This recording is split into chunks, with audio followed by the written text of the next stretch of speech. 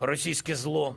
Russian evil will collapse right here in Ukraine and will never be able to rise again. Може піднятися. Humanity will prevail. Переможе.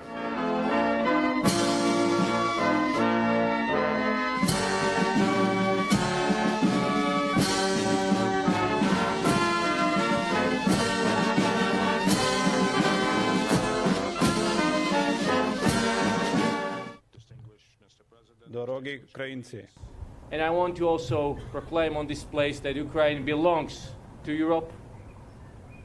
Ukraine is Europe, and Ukraine should be part of European Union. We'll be helping you as much as we can and as fast as we can for you to become part of European Union. Finland is one step closer to becoming a member of NATO. Turkey's parliament passed a bill on Thursday to allow Finland to join the defence alliance. It was the last vote needed for them to join, clearing the way for Finland to become NATO's 31st member as war rages in Ukraine. Both Finland and Sweden requested to join the bloc last year in response to Russia's invasion, but the process has been held up by Turkey and Hungary as both countries seek concessions. Turkey is still holding off approving the membership bid of Sweden, which Ankara says has not gone far enough in cracking down on people Turkey considers terrorists.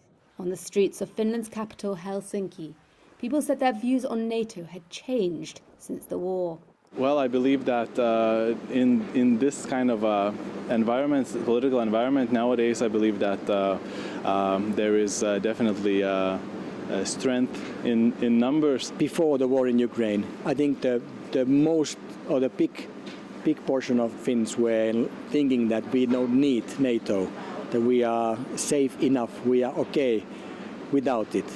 But I think it was quite clear when we saw the war happening that the popular opinion changed quite quickly.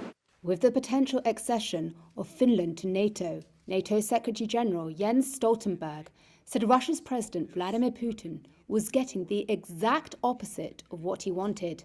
Stoltenberg told Fox News he wanted less NATO, he's getting more NATO. Tensions escalated further on Thursday as Russia made its first arrest of a foreign journalist since the start of the war. Evan Gershkovich, who works for the Wall Street Journal, has been accused of spying.